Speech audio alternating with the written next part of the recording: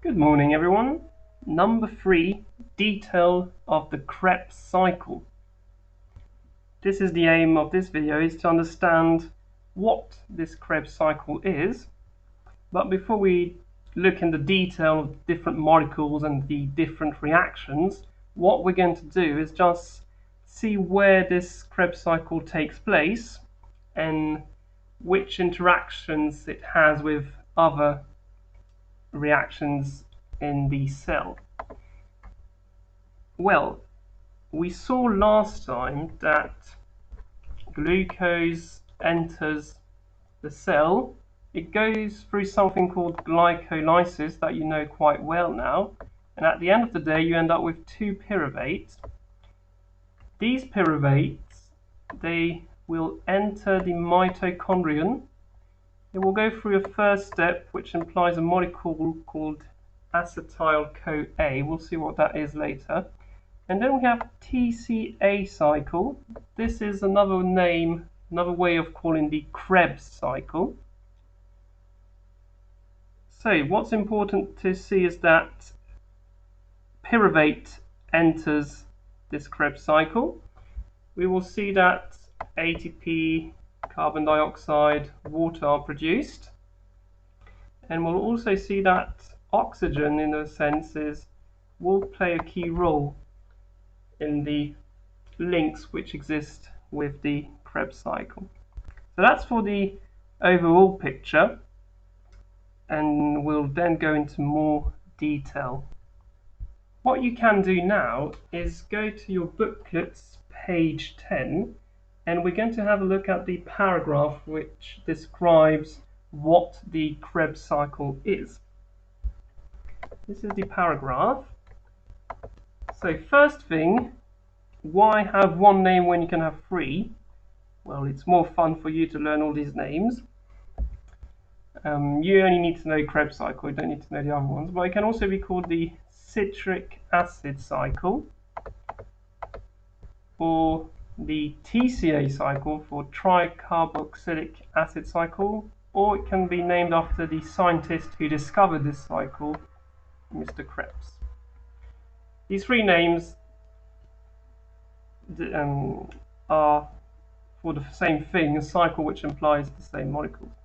What we can see is that it's going to release energy which is stored in a molecule called acetyl-CoA, and when this molecule is oxidized, that's going to release some form of energy. We'll see later on that this acetyl-CoA can come from carbohydrates, fats, proteins, and at the end of the day there will be a production of ATP and carbon dioxide. Other things which are created during this cycle are, I said created, I mean produced, amino acids, NADH. These are other products of the Krebs cycle. As it produces amino acids, and amino acids, you know that they're used in proteins, for example, this cycle is very important for many biological mechanisms in the body, because we've seen throughout the year that many aspects of biology imply proteins. What we'll be looking at is the detail of the Krebs cycle, and as we go along we can state the final products, and we'll also look at the precursors. That's something you need to know. What are the precursors or substrates, and what are the final products of the Krebs cycle? That's what we're going to do by looking at a more detailed diagram. Are you ready for the diagram of the Krebs cycle? Once again, don't be scared. This is one of these big diagrams where you don't need to know it by heart, you just need to understand what's happening. This is the diagram. The first thing we're going to state is that there are 2 parts to this diagram.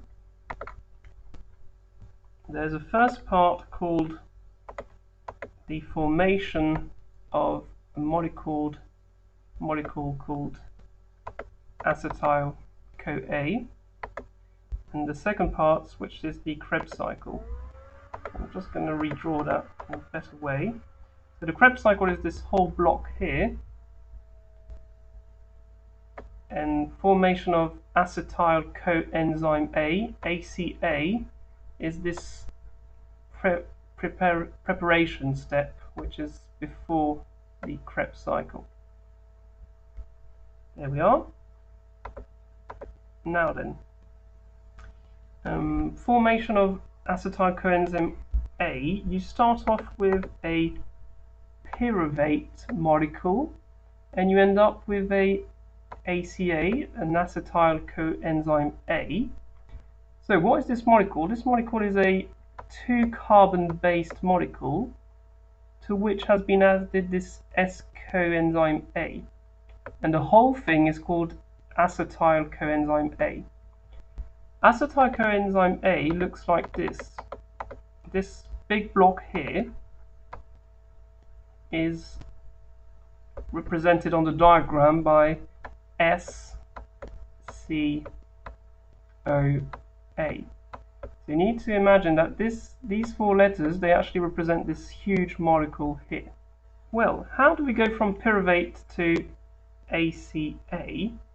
There are 2 things which are happening. The first one is pyruvate is going to be oxidized. That means it's going to lose protons, lose electrons, and it's going to give these protons and electrons to NAD. So in the process, NAD will be reduced to NADH2, and then the ACA molecule will go towards the Krebs cycle. So we said there's a oxidation of pyruvate, and there's also the adding of HS-CoA, which is going to be added to this 2 carbons. As pyruvate is going to lose a carbon, it will give CO2. So that's the formation of acetyl coenzyme A. So if we recap, the substrate is pyruvate, and the products are NADH2, CO2, and acetyl coenzyme A. These are the products, and in the substrates I forgot to talk about HS coenzyme A, which also comes in to the cycle.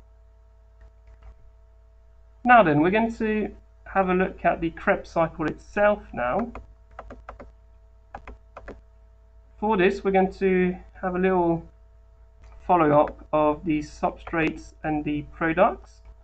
So what enters in this cycle? Well, we've got acetyl coenzyme A,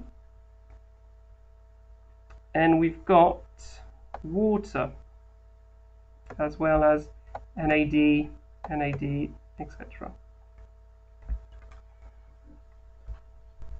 The first step is the adding of acetyl coenzyme A, which is 2 carbons, that's why we've got written C2, going to be added to a molecule which has 4 carbons. So 1, 2, 3, 4. When you add this molecule with 2 carbons with the molecule with 4 carbons, you get a molecule with 6 carbons. In the process, SCOA is going to detach, and when it meets a proton, it's going to regenerate HSCOA. And then HSCOA can be reused to reproduce acetyl coenzyme A. This is citrate, a 6-carbon molecule, and it's going to go through different steps. So next molecule, we still have a C6 carbon, and then you go from a molecule with 6 carbons to one with 5 carbons, so that means 1 CO2 is produced here. In the process, 1 NADH2 is produced. Then we go from a C5 to a C4, so another CO2 is produced and another NADH2 is produced. Then in the next step we have ATP, which is produced. ADP is regenerated into ATP. Then next step we have FAD, which is reduced to FADH2, so FADH2 is produced, and then we're back to 4 carbon molecules all the way up, and last thing, NADH2 is produced. So if we only consider the Krebs cycles stricto sensu, in the products we've got 3 NADH2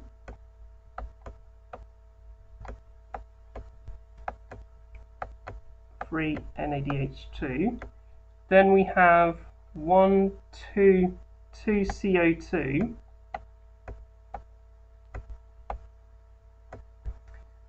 in the substrates we said that we had water and ACA, acetyl coenzyme A.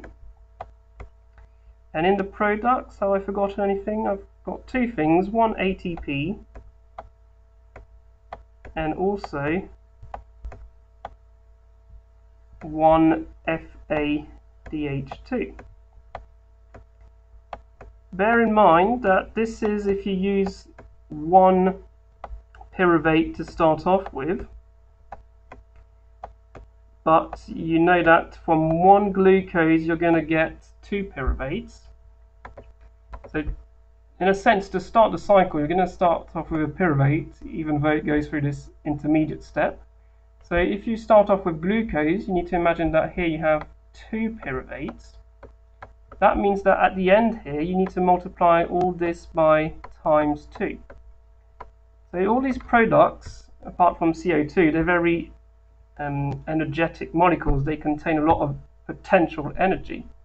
So in the end there will be not 3 but 6 NADH2, not 2 carbon dioxides but 4, not 1 ATP but 2, and 2 FADH2. So these are the substrates and products of the Krebs cycle.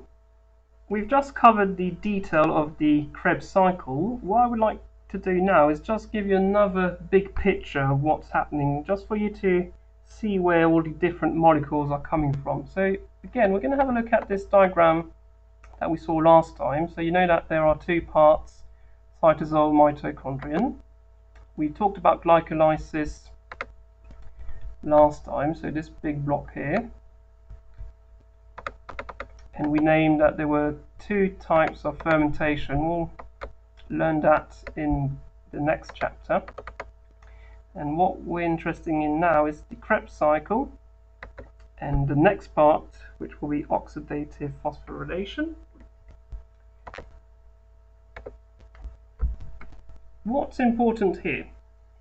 You can identify that pyruvate which was produced by glycolysis is here. You now know that there's an intermediate step where ACA is produced, and only then does it enter the cycle, the Krebs cycle. What's interesting to see is that FADH2, which was produced in the Krebs cycle, is going to be used in oxidative phosphorylation. So there are links between the Krebs cycle and this oxidative phosphorylation process. Same thing, NADH2, which was produced during glycolysis, will be used in this oxidative phosphorylation process. And you can see that this NADH2, all the NADH2s, they're going to be used in this oxidative phosphorylation process. We'll see in detail how they're used, but you've probably guessed that NADH2 really looks like NADPH2, so this is going to imply some electron transfers and also ATP production. And perhaps last thing, you see that you've got dioxygen here. You know that the overall reaction of cell respiration, we saw that there was dioxygen as substrate, so this is where it is. It's actually a final acceptor of electrons in this chain of different proteins which transfer electrons. So this is the big picture. Pyruvate enters the cycle. All the NADH2 produced will go into this oxidative phosphorylation process. At the end, dioxygen will accept the electrons, and we've also got one NADH2 from glycolysis which will enter this oxidative phosphorylation. What are the final products of glycolysis and the Krebs cycle used for? Well, we've more or less said it. All the NADH2s, the FADH2, they're going to be used in what is called oxidative phosphorylation. That's what they will be used for. In the next video, we will see what oxidative phosphorylation is. For the time being, I will leave you with a song on the Krebs cycle. Thanks for watching. See you next time. Bye. The matrix of the mitochondria of all our cells is the cycle of reactions that will hand Krebs a Nobel Prize. The cycle takes the energy and food and makes it into other forms your cells can use. Krebs cycle makes electron carrier NADH, which later brings electrons to the electron transport chain. And Krebs makes FADH2, but its function is the same. Krebs also makes some ATP, another claim to fame.